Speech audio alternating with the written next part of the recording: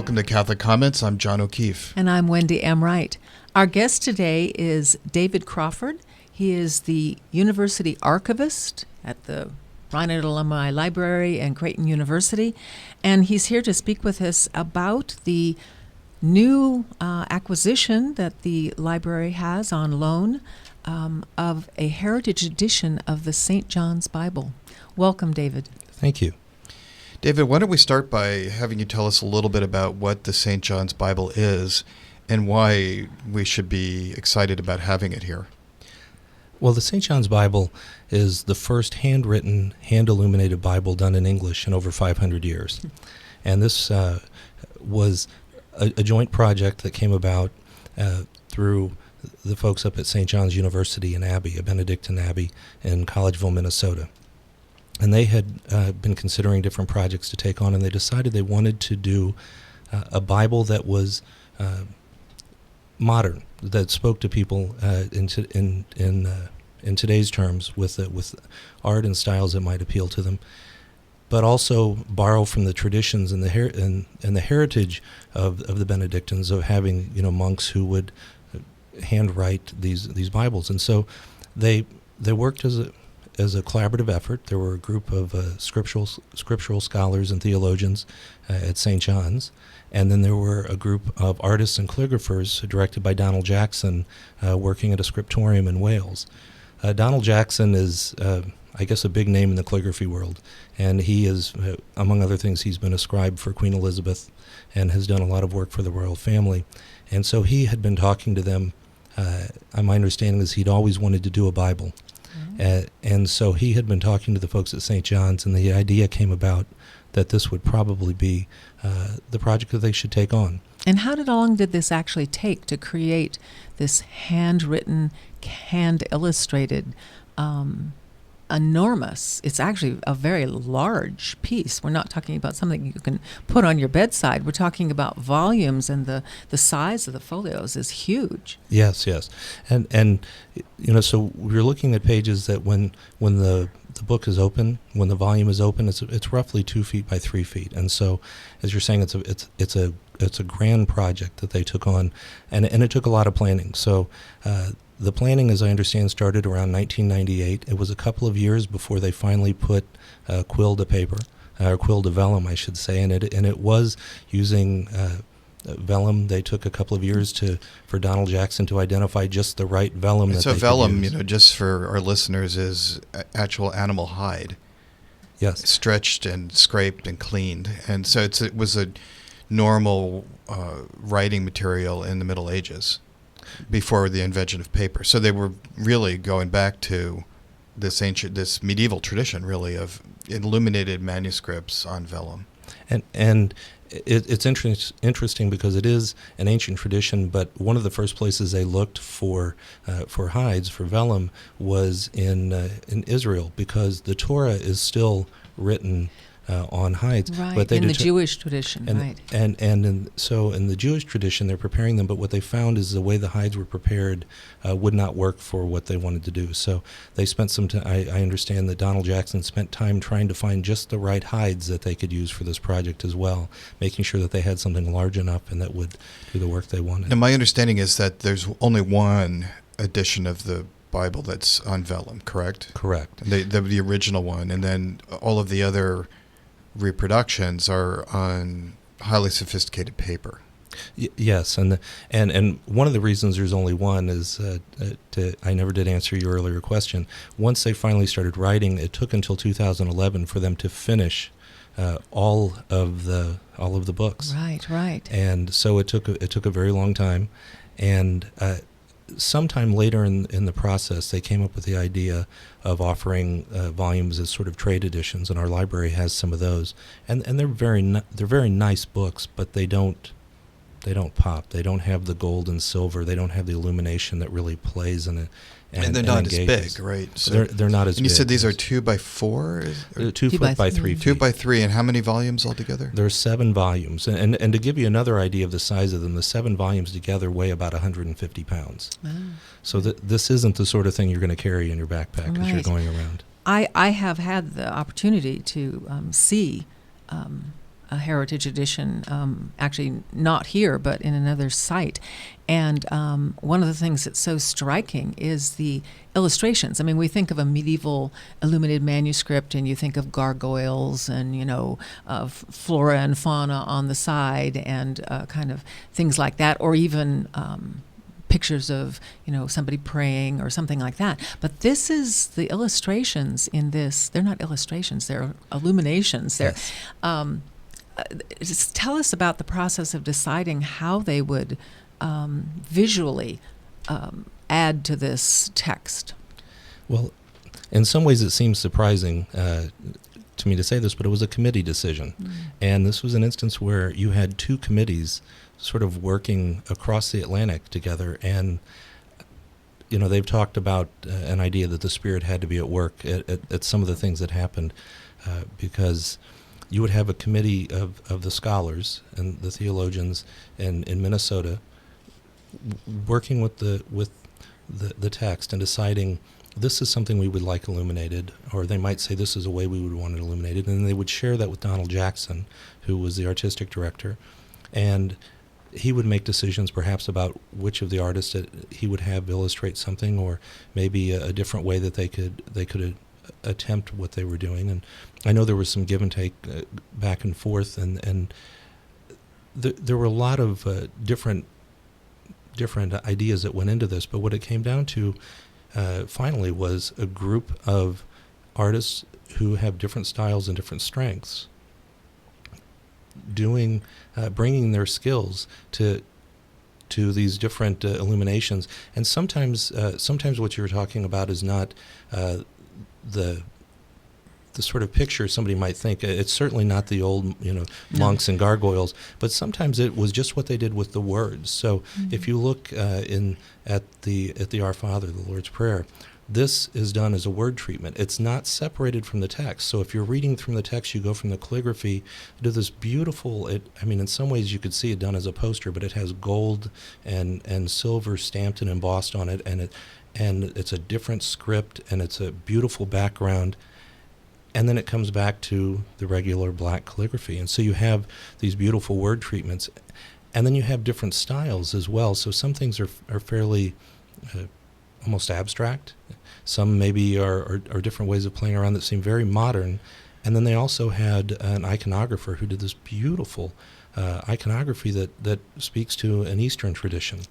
And they had a nature artist who his work with butterflies and damselflies and plants looks like he's taken a photograph. Yeah, it really is. It's I've been I'm on the committee to figure out how we're going to make best use of the copy that Creighton now has. But you were showing us the other day, I think it was Genesis, and the way that they're trying to bring in insights from modern science, and so this is not an antiquarian project. It really is trying to do this medieval thing of manuscript illumination, but with the full insight of modern knowledge.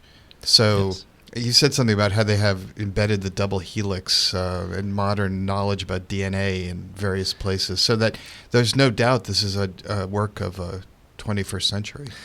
And it was intentional in that way, but it is it's beautiful how they've worked some of these things in. So the double helix, as you said, is worked in different places. One of them is in the illumination. The very first illumination that was done for the Bible was the genealogy at Matthew that begins. And so you have this beautiful menorah, and you see the names recreated both in Hebrew and in English.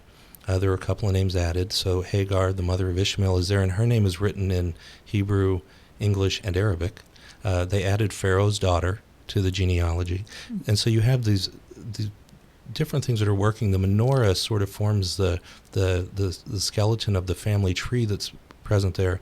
And then you have these building blocks of humanity, these DNA strands that have been stamped in different colors throughout. And it's wonderful. And they've done other things like that. When you look at the illumination in Revelation for the four horsemen of the apocalypse, you have tanks and radiation warning signs. When you're looking, we were looking at Daniel, I think, the other day, and you have the many-horned beast there, but also as a contemporary idea of something that would be devouring flesh. They have the Streptococcus bacteria that is drawn in, and these were intentional choices to bring a modern touch to what people have come to know. And they also, one of the things I find fascinating is how they've changed the perspectives of some of these illuminations. So if you look at the illumination of Lazarus, where he's raised from the tomb, the illumination, most of the times I've seen that drawn, is always you see somebody walking out of the hole in the side of the hill. This one, you're in the dark, looking out at this white figure. You're looking out at the divine, so your perspective is from Lazarus, reaching out to the Savior. And it's that new perspective, it's the new elements that they've brought in that really, I'm finding people who come in are really engaged, and they're surprised. That the people I've seen of faith who've come in who've been moved and have had their breath taken away, literally, as well as people who said, I've been told to come see this Bible. I was not expecting much, and I am stunned. Yeah, it really is stunning, and this would be a good time to maybe segue to the fact that Creighton right now has on loan one of the print editions of the heritage editions. The heritage editions, but it's not vellum; it's paper. But maybe you could tell us a little bit about the heritage edition and the gift, and then how we happen to be in temporary possession of this. Well, the heritage edition. Excuse me. Sorry. The heritage edition has come to us as on loan from Michael and Nancy McCarthy. Mr. McCarthy has just become the chairman of the board for Creighton, and his idea was to offer this on loan to Creighton to coincide with his 4-year term. And I'm sure some of this thought went in, but it's a wonderful approach because it speaks to Creighton's faith side. It speaks to Creighton's academic side with the art and the theology and science.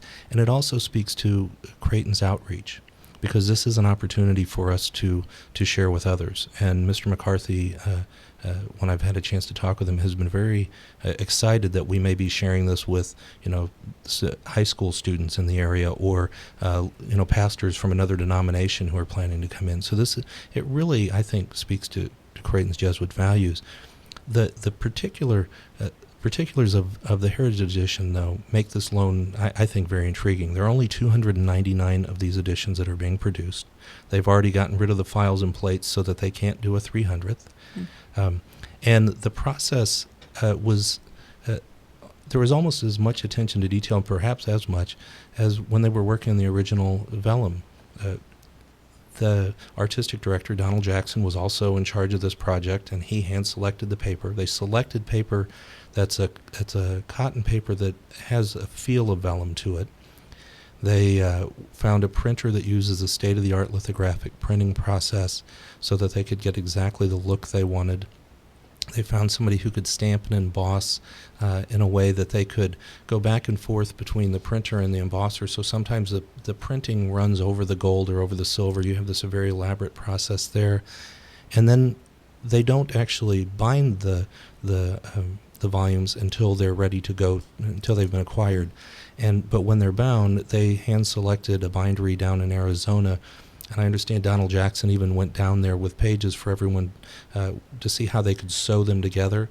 And he would only approve one woman down there, who I believe is originally from Eastern Europe. But she's the only person who is authorized to sew the pages together for these. So there's a real high level of craft even in these other editions.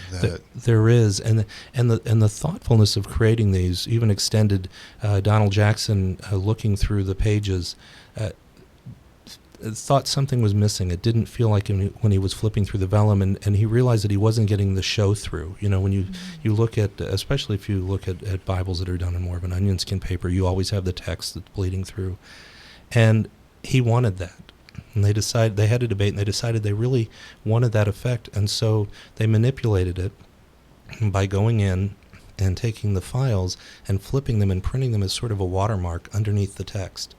And there were some images. So it looks like bleed through. It looks like bleed through. It looks like you're seeing the backside of the illuminations or the other text. But there were a few things that I learned that they took out. They thought that some of the the large drop caps that started certain chapters, or some of the chapter titles were a bit distracting, so they just removed those from the file. But they still give the impression, because they wanted it to have that look and feel of the Bible that people had been accustomed to. Well, I'm so struck with the team of people who worked on this. In other words, the scripture scholars and the artists and all the crafts people, and it really is it's a theological undertaking, as well as they aren't separate. The art is not simply some sort of add-on or something like that, but the theologians and the meaning of the text and the meaning of the words then becomes an important component of how this Heritage Edition actually emerges. You're exactly right, and that was the hope and intent of the people who were involved. I had the opportunity to talk with Father Michael Patella, one of the Benedictines who was on the committee and has been involved since, and he was saying how the Heritage Edition has been so good now as he's teaching his intro to theology classes up there, because he says he will have students who come in thinking, well, I'm kind of a science person. I may have to, I think his phrase was, check my brain at the door when I come to a theology class. And they're the theology people who've come in saying, well, I'm not going to buy the science stuff. And he's able to look at these illuminations and talk about the text and bring them together with the realization that these are not necessarily competing or opposite ideas, but the science is part of God's grander plan. Which is a really Catholic way of looking at faith and reason. And I'm thinking that of our listeners who might be passing through Omaha over the next 4 years will really need to kind of keep their eye out and maybe find a time to stop by and take a look at these things, at this Bible, which is really a wonderful and amazing work of art. But before we let you go, we were talking before the show, and we're recording this in September of 2015, and the Pope is about to arrive in the United States, and there seems to be some buzz that he might be giving a St. John's Bible to the Library of Congress. Is that right?